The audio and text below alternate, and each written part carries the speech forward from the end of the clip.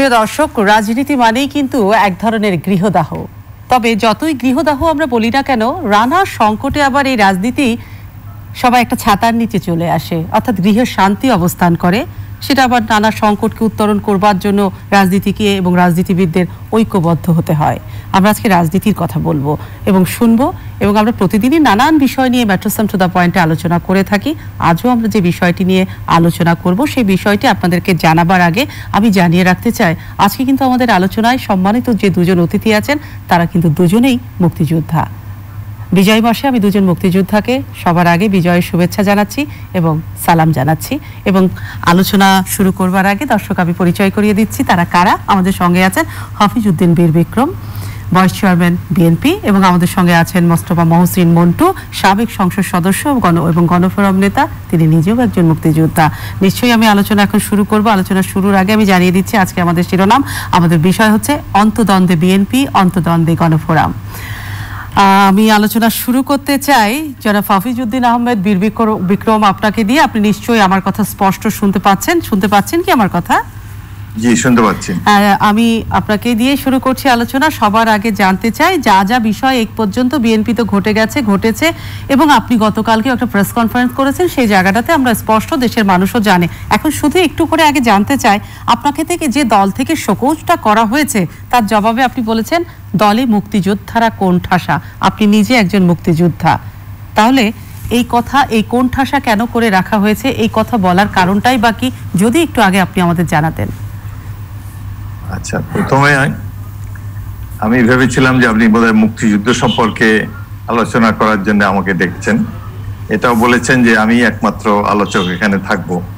এখানে যে বহিষ্কার এবং অন্তর্দ্বন্দ্ব নিয়ে কথা বলতে হবে এটা জানলে আমি আসতামই না ইয়েতে, বাট তবুও এসে যখন পড়েছেন। আর আরেকটু আমি তাহলে জানিয়ে রাখি, আসলে ওই যে ভার্চুয়াল জগতে একজন অতিথিকে রাখলে আমরা অনেক সময় দেখেছি আমরা কানেক্ট করতে পারি না, এবং সেই কারণে আমাদেরকে বাধ্য হয়ে উপায় না দেখে দুজনকেই রাখতে হয়, কারণ আপনারা তো কেউ এখন স্টুডিওতে আসেন না।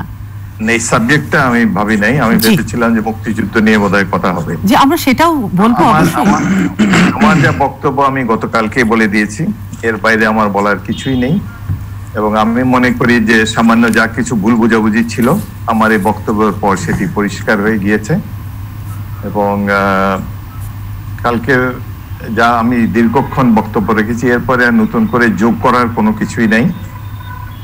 এবং আমার দল সবসময় ঐক্যবদ্ধ ছিল, আমাদের সকলেরই লক্ষ্য এক, আমরা গণতন্ত্রের জন্য লড়াই করছি, বর্তমান সরকারের দুঃশাসন থেকে মুক্তি পেতে চাই। জি। এবং যে মহান মুক্তিযুদ্ধে আমরা অংশ নিয়েছিলাম, মন্টু সাহেব অংশ নিয়েছিলেন, আমাদের সে লড়াইটা ছিল গণতন্ত্রের জন্য লড়াই।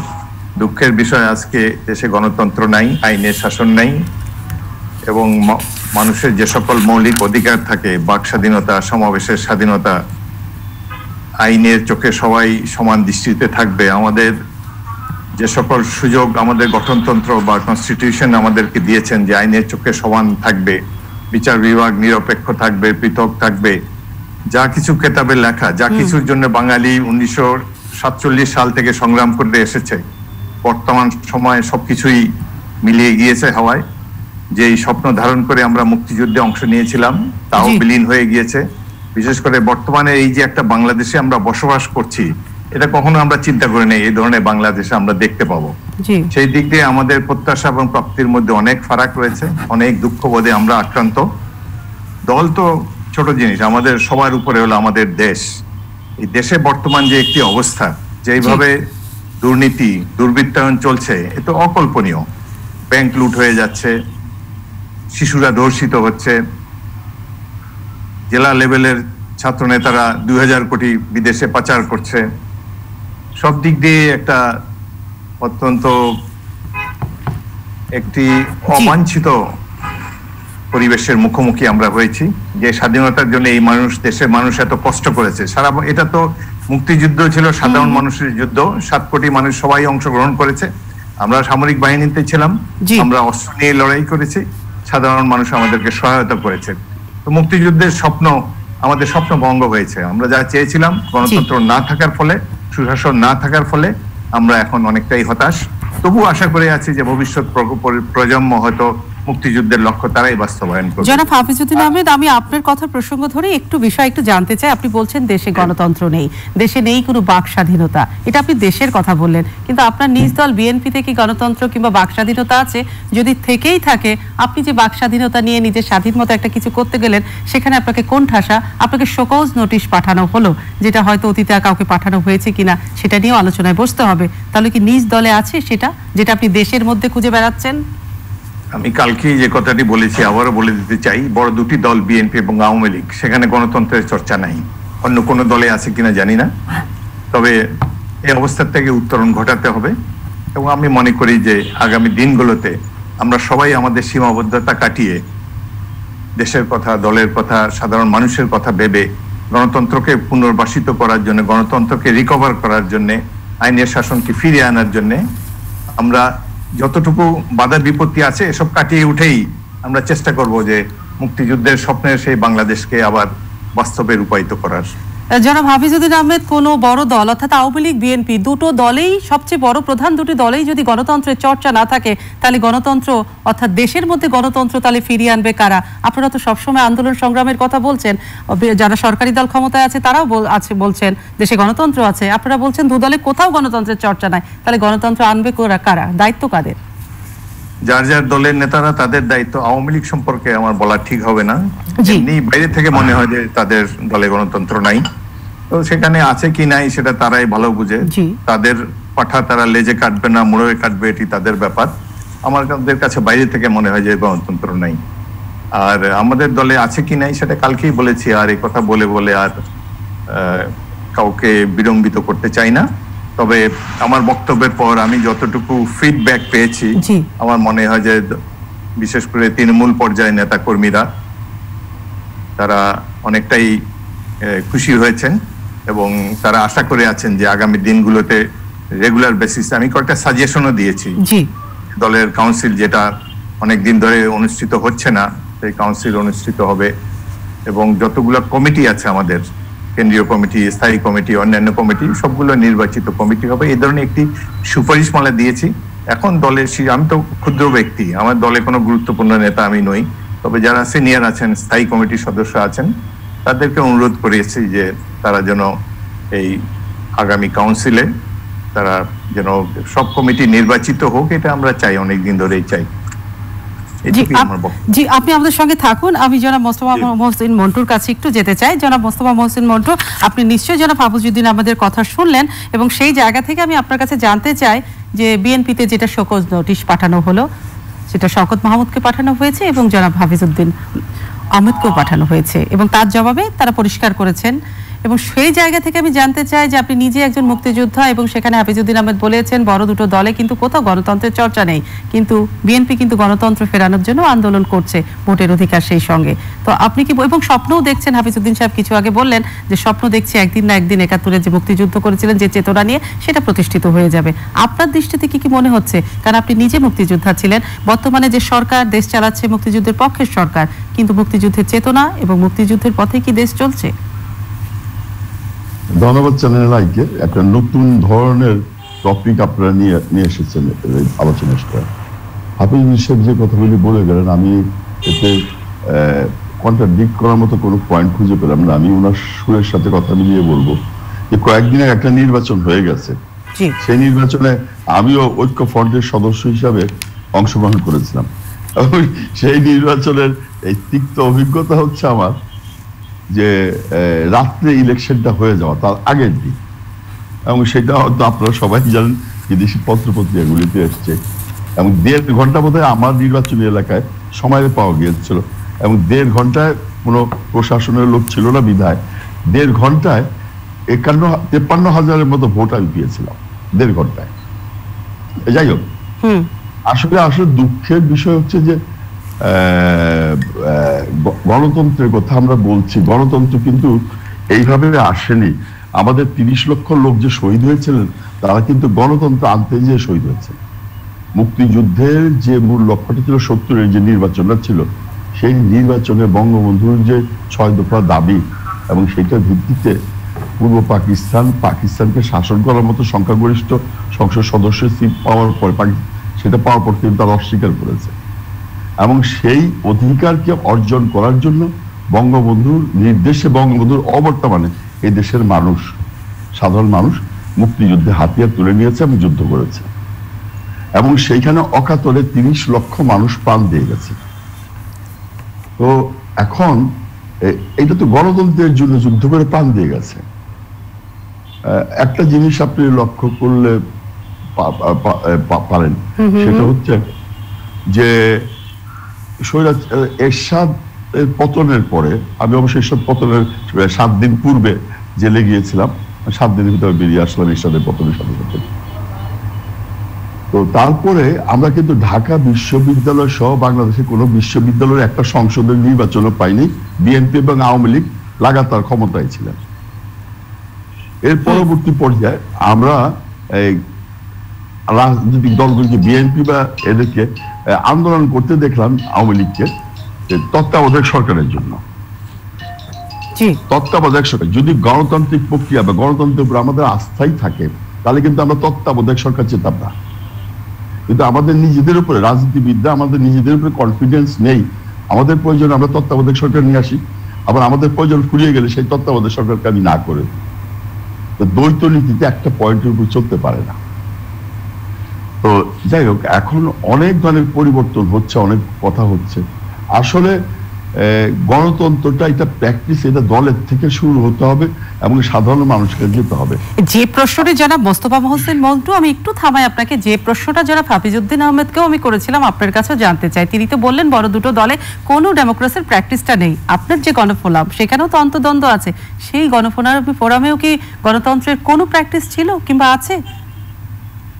দেখেন, অবশ্যই আমি বলবো যে গণফোরামে আমাদের গণতন্ত্র আছে, এবং আমাদের যিনি সভাপতি, তিনি 3 বার সভাপতি হয়েছেন, এবং আমাদের 2 টার্ম সভাপতি থাকার একটা মানে মৌখিক ভাবে কনভেনশনের মতো একটা আছে আমাদের, এবং আমাদের সভাপতি সেটাও বিশ্বাস করেন।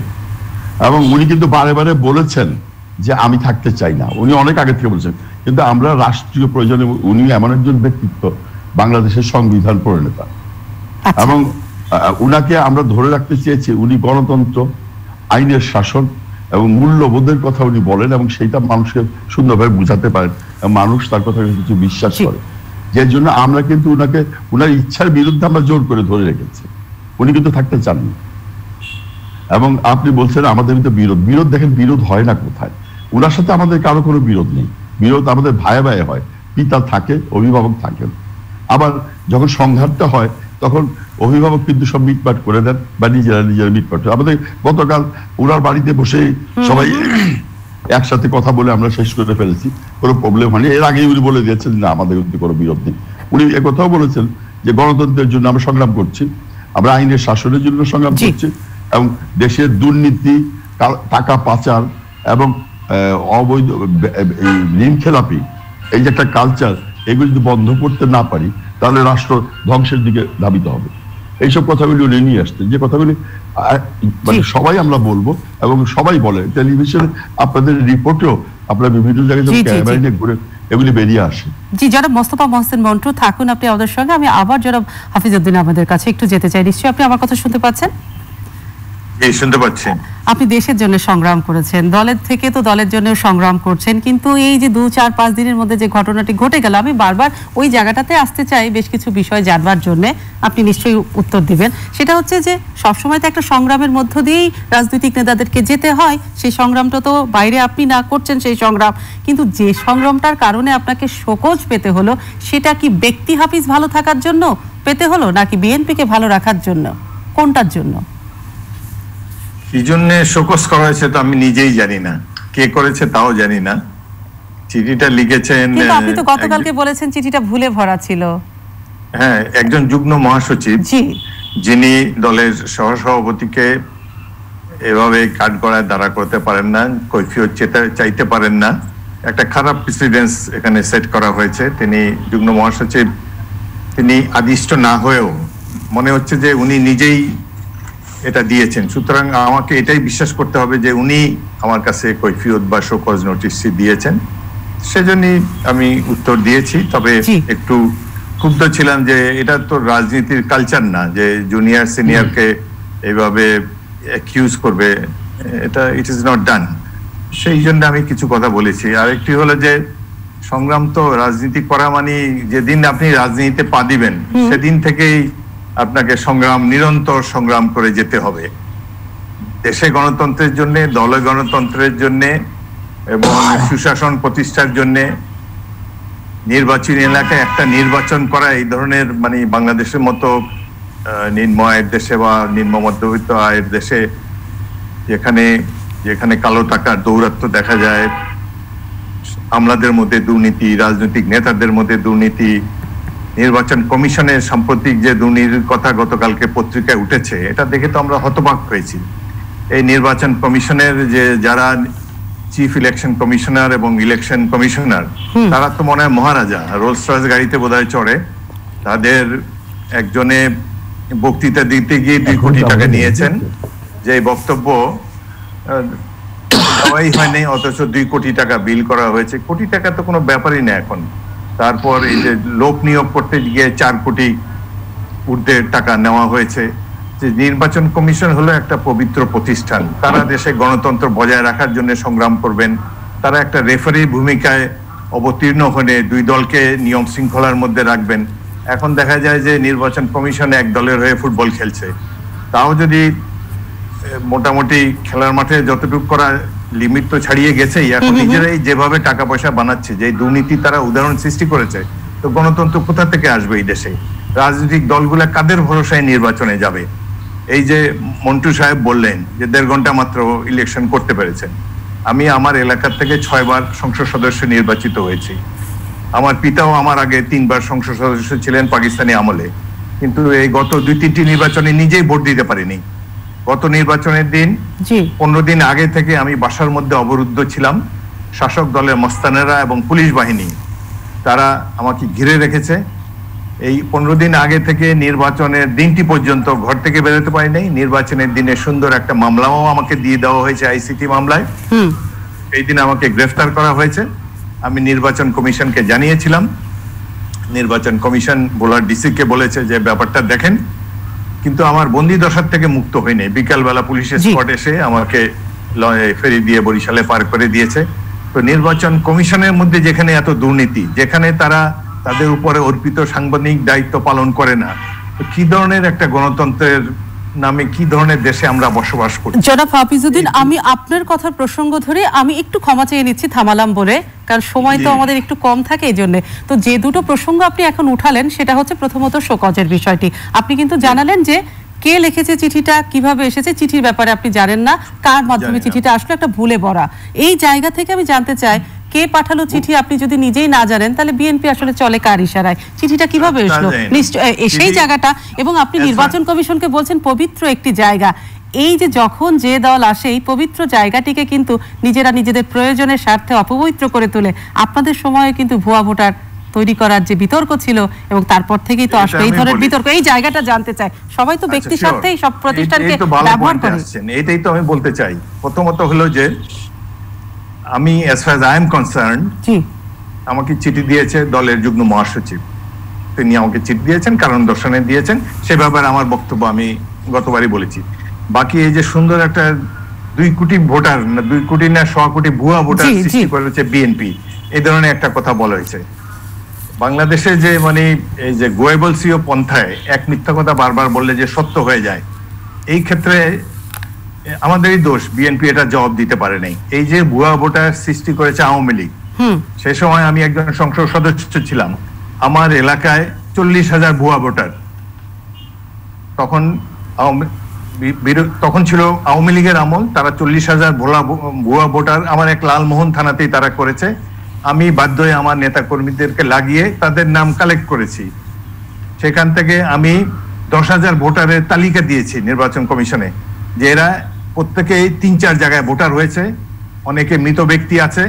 এভাবে দেওয়ার পর নির্বাচন কমিশন আমার ওখানে পাঠিয়েছিল একটা টিম। সেখানে গিয়ে দেখি যে যারা ইনকোয়ারি করতে দিয়েছে তারা আওয়ামী লীগের নেতা মন্ত্রীদের চাইতে আরো বড় আওয়ামী লীগের, এবং তারা এই আমার এই 10,000-এর যে তালিকা আমি দিয়েছি, সেখান থেকে মাত্র 400 ভোটার তারা বাদ দিয়েছে।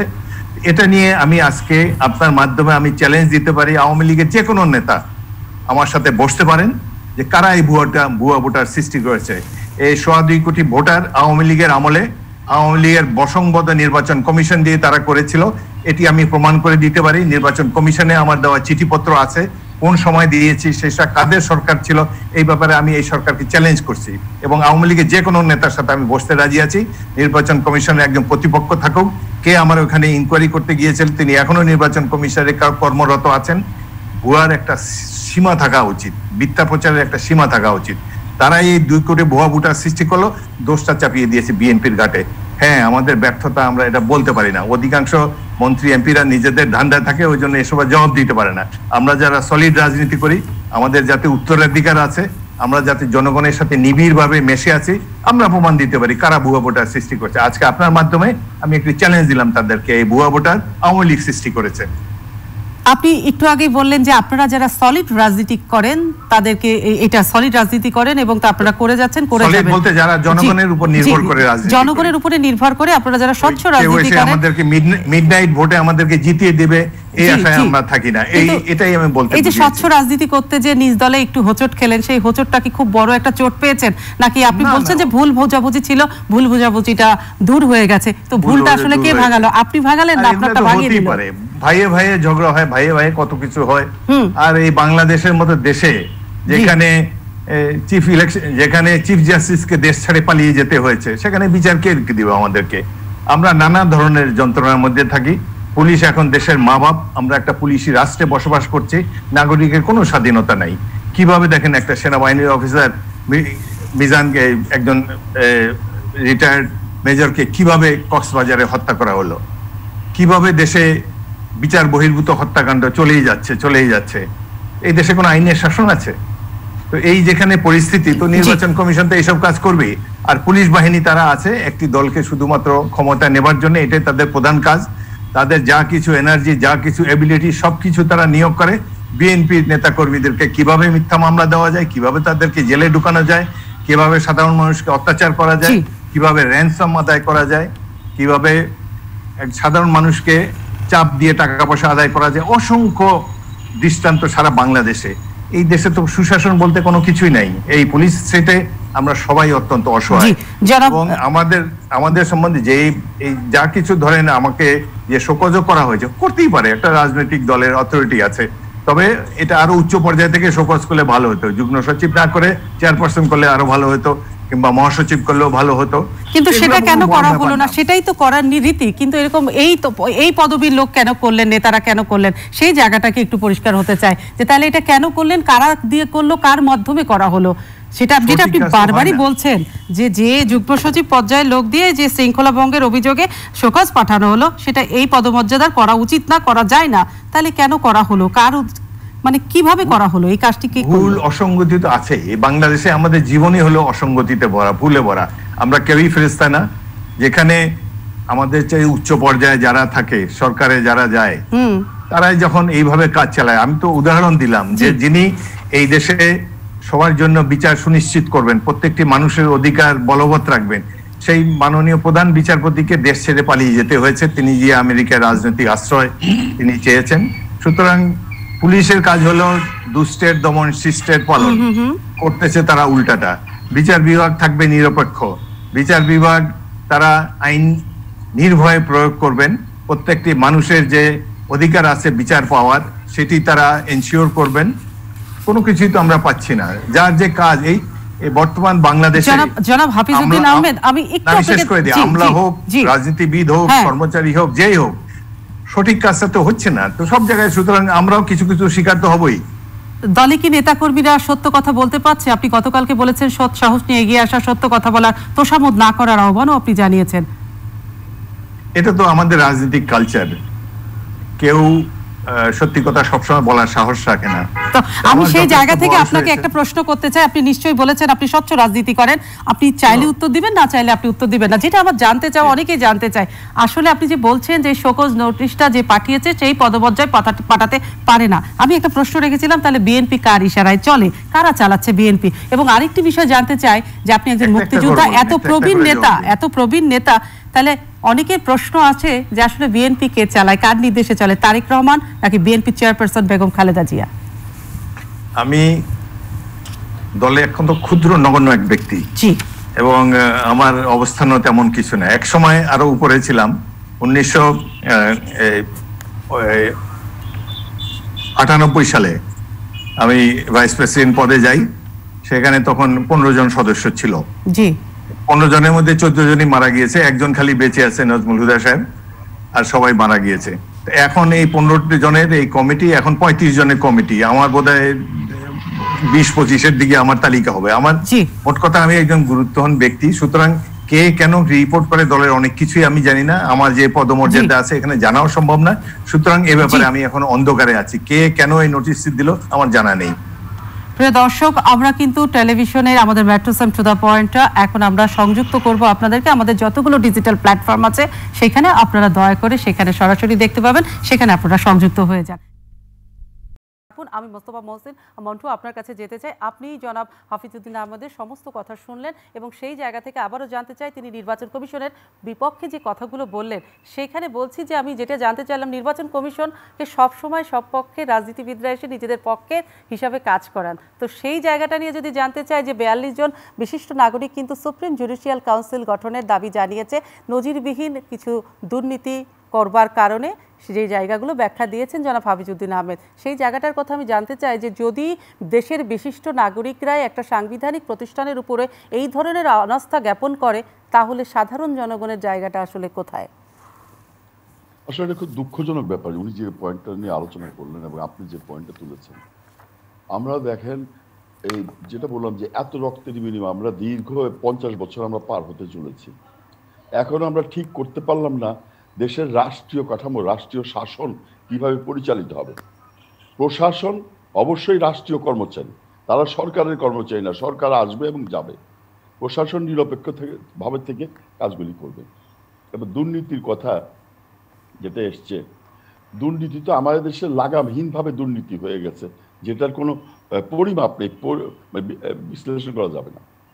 তো এগুলি একটা সমাধান হওয়া উচিত আমাদের এখান থেকে। একটা দেশে আপনি 40 জনের কথা বললেন, এবং শুধু 40 জন না, 42 জন না, বাংলাদেশের এমন কোনো বিচক্ষণ ব্যক্তি নেই যিনি বলবেন না রাষ্ট্রটাকে একটা ঐক্যমত্যে পৌঁছতে হবে, সমস্ত রাজনীতিবিদদের একটা জায়গায় এসে দাঁড়াতে হবে এবং দেশের মানুষের মঙ্গলের জন্য তাদের একটা সুস্থ ধারার চিন্তা বের করতে হবে, দলীয় দৃষ্টিকোণ থেকে না, নির্দলীয় জনগণের পক্ষ থেকে তাদের দেখতে হবে যে জনগণের মনের অবস্থাটা কি, সেটা বিশ্লেষণ করে আজকে সবচেয়ে ভালো হয় যদি একটা জাতীয় সরকার করা যায় এবং সেই জাতীয় সরকারের মাধ্যমে সমস্ত কিছু যদি সমাধান করা যায়, আমার মনে হয় সেটাই সবচেয়ে ভালো জিনিস হতে পারে জাতির জন্য। এটা আমার ব্যক্তিগত মতামত। আমি পরে বলছি, আপনি বলুন। আমি কিন্তু কোনো দিশা দেখছি না যে এখান থেকে উত্তরণের পথ কি। যেমন একদিকে রেডিও খুললেই আওয়ামী লীগ বলে বিএনপির কথা, বিএনপি বলে আওয়ামী লীগের কথা, অমুক বলে অমুকের কথা, কখনো আবার মৌলবাদী আসে, কখনো অমুক আসে। বঙ্গবন্ধুর ভাস্কর্য নিয়ে একটা বিশ্রী ঘটনা ঘটে যাচ্ছে। এখানে আবার বাঘা যতীন উনি কি করলেন, উনার ভাস্কর্যটা ভাঙা হলো, সেখানে যুবলীগের একজনকে গ্রেফতারও করা হয়েছে। যুবলীগের চিন্তা করতে পারেন যে যুবলীগ আজকে ক্ষমতায় আছে, তাদের এক নেতা সেখানে গ্রেফতার হয়ে গেলেন। এখন তাহলে আমরা কি বলবো, আমরা কোন দিকে যাব? আসলে কি আমরা বলবো যে না এইটার পিছনে অন্য কোনো কারণ আছে? হেফাজতকে তো আমরা জানতাম হেফাজত আওয়ামী লীগের সাথে আছে, তাহলে হেফাজতটা কেন প্রথম প্রতিবাদ করলো? তো এগুলি অনেক কথা বিতর্ক চলে আসে, এগুলি আসলে সমাধান হওয়া উচিত, আলোচনায় আসা উচিত। অনেক কষ্ট করেছে 71 থেকে এই পর্যন্ত আমাদের দেশের মানুষ। এখন মানুষ কিন্তু অত্যন্ত সচেতন, মানুষ কিন্তু সব বুঝে, একদম গ্রামের সাধারণ মানুষরা কিন্তু বুঝে যে আমাকে নিয়ে কি ছিনিমিনি খেলা হচ্ছে। এর থেকে মানুষকে বের হয়ে আসার জন্য একটা রাজনীতিবিদদেরই দেখাতে হবে, যারা রাষ্ট্রীয় ক্ষমতায় আছেন বা যারা আসবেন তাদেরকে সম্মিলিত হবে। নাহলে কিন্তু রাজনীতিবিদদের মানুষ যেভাবে এখন ঘৃণা করছে, এটা বলতে আমার দুঃখ হয়। আমরা অনেকেই নিজেদের প্রশংসা করে যাই, কিন্তু আমাদের প্রচণ্ডভাবে ঘৃণা করে যে রাজনীতিবিদ বলতেও অনেক সময় লজ্জা হয়। এক সময় মুক্তিযুদ্ধ করেছি, এইটা বলতেও মানে নিজের দুঃখ লাগে যে আমার জন্য আমাদের কথায় কত মানুষ প্রাণ দিয়ে দিয়েছে, কত মানুষ কষ্ট করেছে, কিন্তু সেই বাংলাদেশকে আমরা সুন্দরভাবে সাজাতে পারছি না। এইটাই আমাদের সবচেয়ে বড় ব্যর্থতা। জি, জনাব মোস্তফা মহসিন মন্টু, আপনি যেটা বললেন যে সমাধানের একটা পথ বাতলে দিলেন, সেটা হচ্ছে জাতীয় সরকারের কথা বললেন, জাতীয় সরকারের কথা বললেন। জি, জাতীয় ঐক্য সরকারের আপনি কথা বললেন যে সেটা হতে পারে একটা সমাধান। কিন্তু আমাদের সকলেরই তো মনে আছে, আজ থেকে 2 বছর আগেই কিন্তু আপনারা চারদিক তোলপাড় করে আপনারা ভোটের সময় জাতীয় ঐক্য ফ্রন্ট করলেন। 2 বছর পার হয়ে গেছে। যদি জিজ্ঞেস করি, সেই জাতীয় ঐক্য ফ্রন্ট কি আসলে আছে, নাকি পুরোটাই ধ্বংস হয়ে গেছে? না, ধ্বংস হয়নি কোনো জিনিসই, কোনো ঐক্য প্রচেষ্টা কিন্তু কখনো ধ্বংস হয় না, হয়তো সাময়িকভাবে স্থগিত হয়ে থাকে, যে কোনো কারণে হোক এটা হতে পারে, কিন্তু পরবর্তী পর্যায়ে হয়তো সেটা আরো বড় আকার ধারণ করতে পারে। তো সুতরাং এটা আমাদের প্রত্যেকের, কে ক্ষমতায় আছে কে ক্ষমতায় নেই আমি সে কথা বলবো না, গণতন্ত্র মনা মুক্তিযুদ্ধের পক্ষে আমাদের যারা দেশ এবং জাতিকে চিন্তা করেন সবাইকে একটা প্ল্যাটফর্মে একবার আসা উচিত এবং জাতীয়ভাবে একটা জাতীয় সরকার গঠন করা উচিত এবং এই সমস্ত সমস্যা, সমস্ত সংকটের থেকে উত্তরণের জন্য। কারণ আমরা যদি মনে করি, একটা কথা বলি যে আমাদের বন্ধু আছে শত্রু আছে, আমরা চতুর্দিক আমরা যে খুব নিরাপদ জায়গা আছি, যেমন বার্মা দেখেন আমাদের রোহিঙ্গা নিয়ে কি একটা সমস্যা সৃষ্টি হয়ে গেছে, এই গরিব দেশ বাংলাদেশ 1-10 লক্ষ রোহিঙ্গার এই চাপ আমাদের সামাল দিতে হচ্ছে, এরকম আরো অনেক সমস্যা আছে। আমরা ভারত আমাদের, আমি কৃতজ্ঞতা স্বীকার করছি ইন্দিরা গান্ধীকে, যে যিনি একটা মহিষী নারী নেত্রী, যিনি বঙ্গবন্ধুকে জীবিত ফিরে আনার ব্যাপারে সাহায্য করেছেন, 1 কোটি রিফিউজিকে বাঙালিকে সাহায্য দিয়েছেন, মুক্তিযুদ্ধে আমাদের সহযোগিতা করেছেন। কিন্তু আমরা তো ভারত যেটা চাচ্ছে আমরা দিয়ে দিচ্ছি, তিস্তার পানির থেকে শুরু করে সবকিছু, কিন্তু আমরা যেগুলি চাচ্ছি বা যেগুলি আমরা আমাদের দাবি, এগুলিকে আমরা পাচ্ছি? তিস্তার পানিটা আমরা পাইনি, যে জন্য আমাদের একটা বাদ দিতে হচ্ছে। এবং অন্যান্য যে ফ্যাসিলিটি আমরা নেপালের সাথে চাই, ভুটানের সাথে চাই, সেগুলিকে আমরা পাচ্ছি না। তো সেই জিনিসগুলি মানে যদি একটা শক্তিশালী জাতীয় ঐক্যের সরকার থাকে, তখন কিন্তু এই দাবিগুলো আদায় করতে খুব সুবিধা। সকলে মিলে যদি একটা প্ল্যাটফর্মে থাকে, তাহলে বিভিন্ন ইন্টারন্যাশনাল যে জাতীয় দাবিগুলো আছে, পাশাপাশি আন্তর্জাতিক যে অমীমাংসিত বিষয়গুলো আছে, সেগুলোর একটা সমাধান, একটা জোরালো প্রস্তাবনার মধ্য দিয়ে এটা সমাধান হয়। আপনি এটাই তো বলতে চেয়েছেন। জনাব মোস্তফা মহসিন মন্টু, আপনি সঙ্গে থাকুক। আমি জনাব হাফিজউদ্দিন আমাদের কাছে আরো একবার যেতে চাই। জি, আপনি থাকুন। আমাদের অনুষ্ঠান প্রায় শেষের পথে। জনাব হাফিজউদ্দিন আহমেদ, আমি আপনাকে একটু শেষের দিকে এসে যেটি জানতে চাই, আপনি শুরুর দিকে বেশ আক্ষেপ নিয়ে কিংবা একটু ক্ষোভ নিয়ে বলেছিলেন যে দুটো প্রধান দলেই আসলে গণতন্ত্রের চর্চা কোথাও নেই, কিন্তু এখন যদি একদম শেষে এসে জানতে চাই, গণতন্ত্রের চর্চা ফেরাতে হলে আসলে দুইটা দলকে প্রধানত কোন কাজটি করতে হবে, আপনি কোন পরামর্শটা দেবেন? পরামর্শ আমি ইতিমধ্যে দিয়ে দিয়েছি, যে দলের যে সকল কমিটি আছে, সর্বোচ্চ স্থায়ী কমিটি থেকে শুরু করে সর্বনিম্ন ওয়ার্ড কমিটি পর্যন্ত, প্রত্যেকটি কমিটি কাউন্সিলরদের ভোটে নির্বাচিত হতে হবে। এই গণতান্ত্রিক চর্চাটা যদি শুরু করা যায়, একদিনেই, যেমন রোম নগরী যেমন একদিনে সৃষ্টি হয়নি, তেমনি গণতন্ত্র পেতে হলেও একদিনে এটি পাওয়া যাবে না, একটু সময় লাগবে। তো আমরা আগে শুরুটা করি আর কি। বিশেষ করে আমি আমার নিজের দলের কথাই বলতে চাই, প্রত্যেক পর্যায়ে যে কমিটিগুলো আছে সবগুলো কাউন্সিলরের মাধ্যমে নির্বাচিত হলে তাহলে গণতন্ত্রের পথ শুরু করা যায়। আর গণতন্ত্রটা হলো উপলব্ধির ব্যাপার, এবং আমি মনে করি যে আমরা যদি নিজেরাই নিজেদেরকে আত্মসমালোচনা করি যে আমরা নিজেরাই কি গণতান্ত্রিক প্রক্রিয়াতে পরিচালিত করছি দলকে, নিজেকে, দেশকে, তাহলে অনেকটা সুবিধা হবে। আমি মন্টু সাহেবের কথার সাথে সম্পূর্ণ একমত। আজকে যদি দেশে গণতন্ত্র, দলে গণতন্ত্র, যে কোনো সামাজিক অর্গানাইজেশনে যদি গণতন্ত্র আনতে হয়, প্রথমে উপর থেকে একটি নিরপেক্ষ সরকারের প্রয়োজন, যেটাকে উনি জাতীয় সরকার বলেছেন। জাতীয় নিরপেক্ষ সরকার হলে ভালো। বিভিন্ন দল সাজেস্ট করতে পারে যে আমাদের দল থেকে অমুককে দিলাম। প্রত্যেকটা দলের রিপ্রেজেন্টেটিভ থাকলে তারা একটা যত শীঘ্র সম্ভব একটি নিরপেক্ষ সুষ্ঠু নির্বাচন যদি করে এই নিরপেক্ষ সরকারের অধীনে, তাহলে দেশে গণতন্ত্র নিশ্চিত হবে। এবং এই ইলেকশন কমিশন তার অনেক ক্ষমতা আছে, তারা এনশিওর করতে পারে যে প্রত্যেকটা দলে ডেমোক্রেসি যাতে ফলো করা হয়, সে ব্যাপারে তাদেরও অনেক করণীয় আছে। এটি একটি ন্যাশনাল এফোর্ট দরকার, সব পর্যায়ে উপর থেকে নিচ পর্যন্ত সবাই। তবে তার মুখ্য অ্যাক্টর বা প্লেয়ার তো হলো রাজনৈতিক দলগুলো। রাজনৈতিক দলসমূহ নিশ্চয়ই উপলব্ধি করে, প্রত্যেকটা নেতা কর্মীর মনের কথা আমরা জানি, সবাই তার মনোভাব নির্বিঘ্নে প্রকাশ করতে চায়। তবে বর্তমানে বাংলাদেশে যে পরিস্থিতি, একটা কথা বললেই তো আইসিটি একটা মামলা হয়ে যায়, সুতরাং প্রত্যেকেই চিন্তিত থাকে, চিন্তার স্বাধীনতাও তো নাই। আপনার এই দেশের সবচেয়ে জনপ্রিয় লেখক হুমায়ুন আহমেদ, তার মতো জনপ্রিয় রাইটার আর বাংলাদেশে হবে কিনা বলা মুশকিল। তিনি মুক্তিযুদ্ধের উপর একটা উপন্যাস লিখতে চেয়েছিলেন। তিনি আধাআধি যাওয়ার পর হাইকোর্ট থেকে রুলিং দিয়েছে যে এটা এইভাবে লিখতে হবে। তো চিন্তার স্বাধীনতাই নাই, যেটা আমাদের সংবিধানে দেওয়া হয়েছে যে আমাদের চিন্তা এবং বিবেকের স্বাধীনতা নিশ্চিত করা হলো। তো আমরা কোন দিকে যাব? চতুর্দিকেই সমস্যা। সুতরাং এটি কেবল রাজনৈতিক দল নয়, জনগণেরও চাপ সৃষ্টি করতে হবে রাজনৈতিক দলের উপরে। জনগণও দেখতে হবে যে কারা সত্যিকারে গণতন্ত্রের অনুশীলন করে, তারা সেইভাবেই তাদের ভোটাধিকার প্রয়োগ করবেন। এবং এই যে গণতন্ত্র প্রতিষ্ঠার জন্য যে নির্বাচন কমিশনের যে ভূমিকাটা, সেটি আরো স্বচ্ছ হওয়া দরকার।